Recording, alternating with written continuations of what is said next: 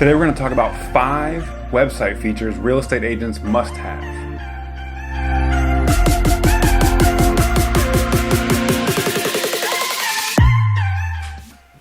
Hi, my name is Jay Parrish. I'm the Digital Marketing Manager with Coldwell Banker Elite.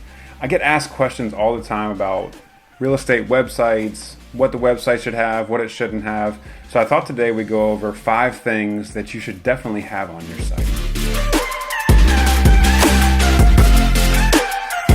Number 1 is testimonials. I'm starting out with testimonials because I truly believe that's the most important thing that you can have on your website.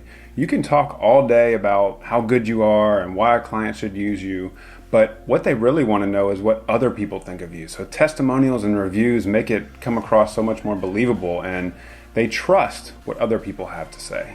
To simplify the importance of testimonials and reviews, I want to give you guys a scenario that we're all familiar with. Think about the last time that you were trying to find a new place to eat. You probably got a recommendation from a friend. I want you to think for a second, what did you do next? If you're like most of us, you probably went on Google and searched that restaurant. Then you quickly scrolled through the photos, pictures of all the food, and you read the reviews. You wanted to see, if you're like me, how close that restaurant was to a 5-star review. And really, if it was less than 4 stars, most people are most likely to not even go to that restaurant. So it's extremely important that you get those reviews, because think about how important reviews are to someone who's making the biggest purchase of their life, or one of the biggest purchases of their life, or selling their home. When they're looking for you, the real estate agent, they want to know what other people think, and that's the value of it, and that's the importance of it. So you may be asking, how do I get these testimonials? How do I get people to actually say something about me? Well, you have to ask them. And what I recommend is a week or 2 after closing with that client, that you send them a templated email, something that you've written up that really breaks down the steps to leave a review on Google, Facebook, Zillow, or wherever else you want your clients to be able to, talk about you. So I'm going to leave a template to a sample testimonial email that you can use and just drop in your different Facebook, Google links to make it really easy. If we make it simple, like here's step 1, here's step 2, here's step 3, your clients are very likely to leave you a review, because after all, you've definitely wowed them in the experience, so they want to do whatever they can to help you out by leaving you a testimonial review.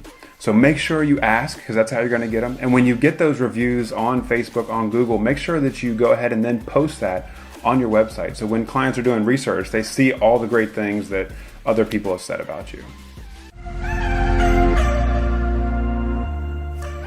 Number 2 is a contact me form and multiple CTAs throughout your website.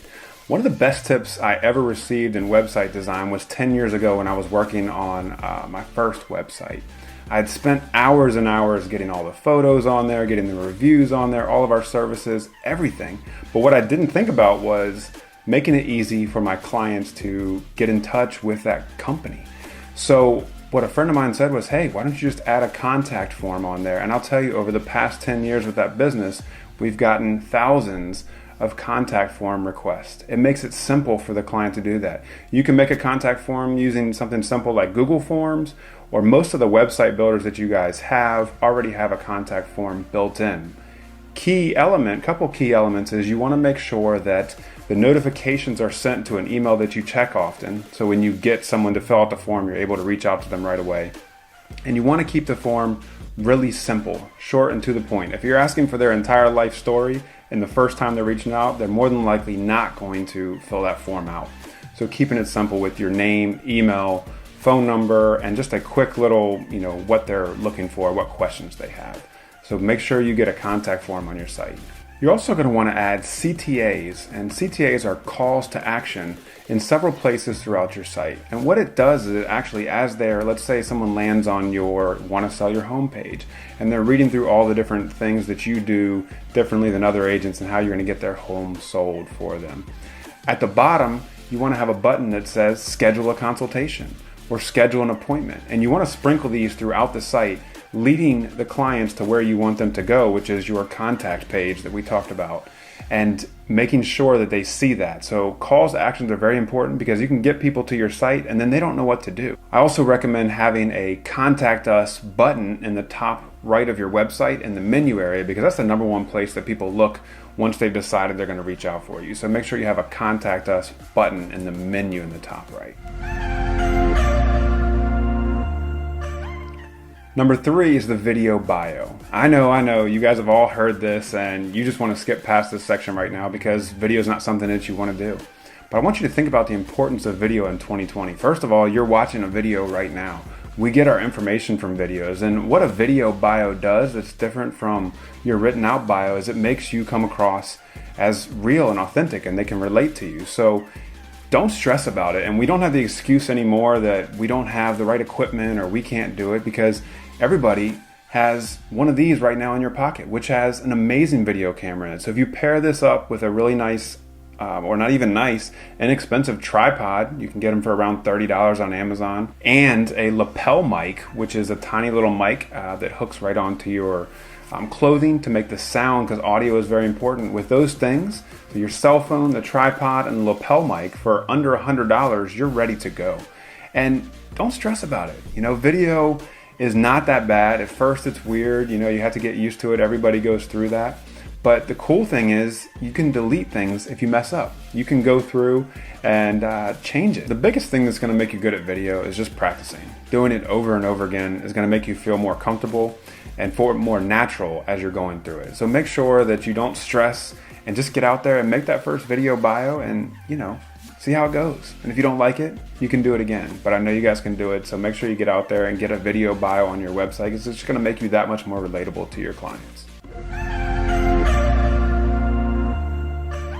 Number 4 is a blog with hyper-local content.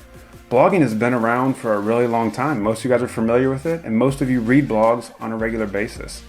You are the local expert as a real estate agent, so you want to make sure that you show that to your clients, and a blog is one of the best ways of doing that. And you might think, well, how do I compete with all the blogs that are already out there? I don't know if the area where you're in is different where I am, but in Fredericksburg, Virginia, for example, there are not a lot of agents that are writing about local content. So there's really it won't be that hard for you to actually be able to get your blogs out there and be very quickly known as a local expert in your hometown. Maybe you already agree that you should be doing a blog, but you don't know what you should be blogging about. And this is probably the number one reason why most people don't ever get their blog started, because they're not sure what to do. And what I recommend is that you start with things that you already like to do. Things that you enjoy. One of the most successful blogs that I ever wrote was Why I Love Fredericksburg. And all I did was write about places and things that my family and I already like to do. I already had taken photos of the events that I was able to include in there, and then just posted that. And it went really well, and it was picked up by a local paper, and it got pushed out there to a lot of people very quickly. So some other things that you can think about that you could do, you could write about reviews on events that you've been to, reviews on restaurants. That's always fun. You get to eat and basically get paid, if you look at it that way, to be able to write about the restaurants. And people love reading about things that are going on around them, and it's going to help you very quickly again to become that local expert. Number 5, the last feature we're going to talk about today, is responsive design. So you might be thinking we're getting a little bit technical here, and it can be technical, but luckily it's not that big of a deal right now. In 2020, just about everybody looking to buy or sell a home is going to be doing so and doing research on a cell phone, or definitely different size devices. So what responsive design means is that your website changes the size, shrinks or enlarges, depending on whether on a laptop, tablet, or a cell phone, to make sure that it's crystal clear and it has a great picture and all the text and everything is easy for them to view. So what you want to make sure is that you double check when you make changes that your site is actually changing the responsive design, or the photos that you're putting on the laptop side are also visible on the cell phone. Now, most modern sites like Squarespace, WordPress automatically do this for you, but if you have an older site, it might not be doing this, and it's something that's very important that you check to make sure that people are able to see it on a cell phone, because most likely most of your traffic is coming through on a cell phone, and it actually helps rank your site better because Google search focuses on how well your site does on mobile now, how fast it is on mobile. So you want to think about these things. So the idea behind this is that most people are designing their sites on a laptop. So I want to make sure that you are then going and checking what it looks like on a cell phone, and most likely you want to check on an iPhone and an Android to see how it looks on the different operating systems.